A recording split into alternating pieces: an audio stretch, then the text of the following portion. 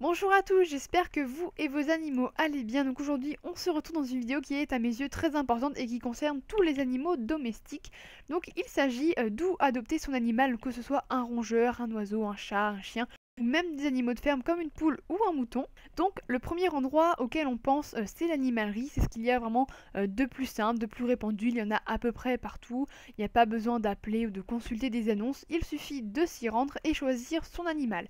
Mais est-ce que c'est vraiment bien d'acheter un animal?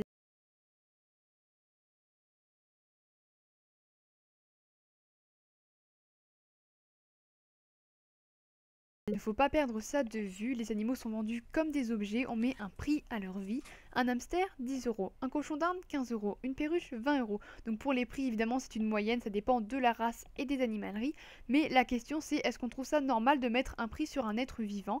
Donc ça, c'est du point de vue éthique. Mais il y a aussi et surtout l'aspect du bien-être animal. Les animaux sont souvent stressés. Est-ce que vous imaginez être derrière une vitre avec des gens qui sont immenses, qui vous regardent toute la journée, qui font du bruit? Je pense par exemple aux enfants qui tapent sur les vitres ou qui parlent fort et qui vivent dans des conditions de vie qui ne sont pas adaptées. Donc par exemple plusieurs hamsters dans la même cage alors que ce sont des animaux, je rappelle, territoriaux et solitaires, des cages trop petites pour les oiseaux et qui sont mal aérées, la litière toxique par exemple, donc le copeau de bois qu'on va mettre pour les cochons et les lapins parce que c'est moins cher, les cochons et les lapins d'ailleurs qui sont mélangés.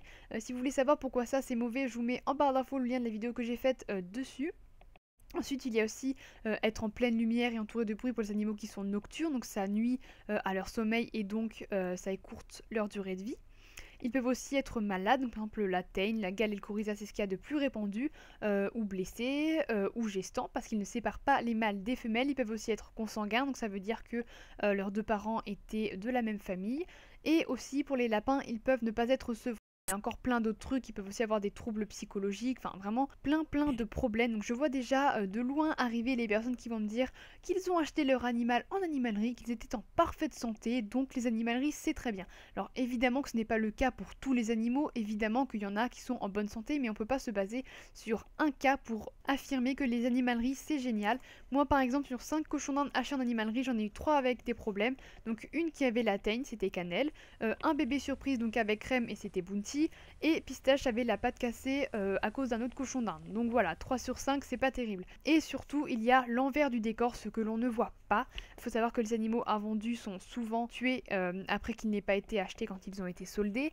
Les animaux viennent souvent d'éleveurs grossistes, donc les conditions d'hygiène sont mauvaises là-bas, les femelles reproductrices sont malades et épuisées, sans compter le trajet des animaux qui sont destinés à la vente, qui sont parfois vraiment très longs. Ils ne viennent pas tous de France et ils peuvent provenir de trafic d'animaux, donc notamment des pays d'Europe de l'Est. Je parle dans ce cas-là surtout des chiens. Donc ce n'est pas parce que les chevaux vont bien en animalerie qu'ils ne couvrent pas quelque chose. Les symptômes ils vont apparaître plus tard. Pour toutes ces raisons, il ne faut pas acheter en animalerie. Alors je sais, je comprends très bien qu'on peut se dire que en achetant là-bas, on va sauver un cochon d'Inde de ça, mais il faut penser que derrière, il y en aura d'autres qui vont prendront sa place et donc on fait que entraîner ce cercle vicieux. Je sais que c'est tentant, mais dites-vous qu'il y a d'autres endroits pour adopter et que vous pourrez offrir une seconde chance à un animal ailleurs sans encourager ce commerce d'animaux. Alors évidemment, je tiens à préciser que toutes les animaleries ne sont pas mauvaises, je parle en général. Certaines s'occupent bien de leurs animaux et se fournissent auprès de bons éleveurs. Mais voilà, pour toutes les raisons que je vous ai données, s'il vous plaît, évitez d'acheter en animalerie. Ensuite, il y a les élevages, donc il y en a de bons comme de mauvais. C'est à mes yeux mieux que l'animalerie, mais je suis contre l'idée de faire naître de nouveaux animaux alors qu'il y en a tellement qui attendent des refuges.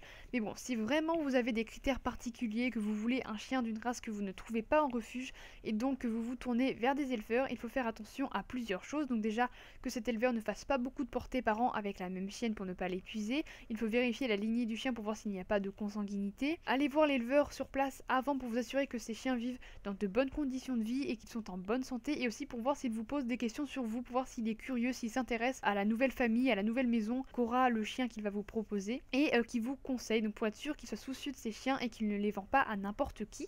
Donc vraiment l'éleveur doit être transparent. Donc je pense par exemple à une amie qui achetait son bouvier bernois et l'éleveur lui avait caché qu'il avait la maladie histiocytose maligne, donc qui touche plus de 20% de ses chiens, donc c'est vraiment énorme. Il faut vraiment que l'éleveur il parle de la maladie que le chien peut avoir, ou carrément s'il l'a, faut le dire. Donc je parle des chiens, mais il y a aussi des éleveurs de chats, de rongeurs, de lapins, d'oiseaux, de poules, de moutons, tout ce que vous voulez. Il suffit de regarder sur internet. L'essentiel c'est de bien se renseigner sur l'éleveur avant. facilement. Ensuite, on peut adopter son animal auprès de particuliers, donc via Le Bon Coin par exemple. Donc quels sont les avantages? Donc déjà, ils sont 2 fois moins chers qu'en animalerie. Vous leur évitez un possible abandon et vous rendez service aux propriétaires qui ont pu se retrouver avec une portée surprise. On voit d'ailleurs aussi souvent des annonces urgent hamster, urgent couple de perruches par exemple, où les animaux sont à donner et carrément parfois avec une cage et des accessoires. Bon, par contre, la plupart du temps, les cages ne sont pas adaptées, mais on peut toujours s'en servir en cage de dépannage ou de transport ou en extension. Et ça, c'est souvent dû par exemple à cause des déménagements ou quelqu'un de la famille qui est devenu allergique. Et donc là, voilà, vous allez aider les propriétaires et sauver l'animal. En revanche, le problème avec les annonces de particuliers sur Le Bon Coin, c'est que des personnes peu scrupuleuses peuvent acheter un animal en raison de son faible coût et l'abandonner lorsqu'ils s'en sont lassés. Mais bon, par contre, si vous êtes des personnes sérieuses, il n'y a pas de problème.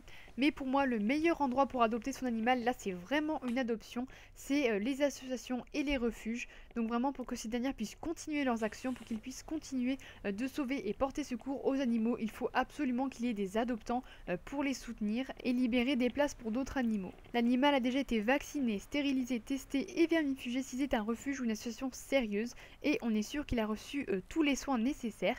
Donc ainsi tout le monde est gagnant, vous, parce que vous pouvez avoir la satisfaction d'avoir offert une seconde chance à un animal qui n'en a pas eu dans son passé. D'ailleurs cela vous revient souvent à moins cher parce que tout est déjà fait, vous n'avez plus qu'à l'emmener chez vous.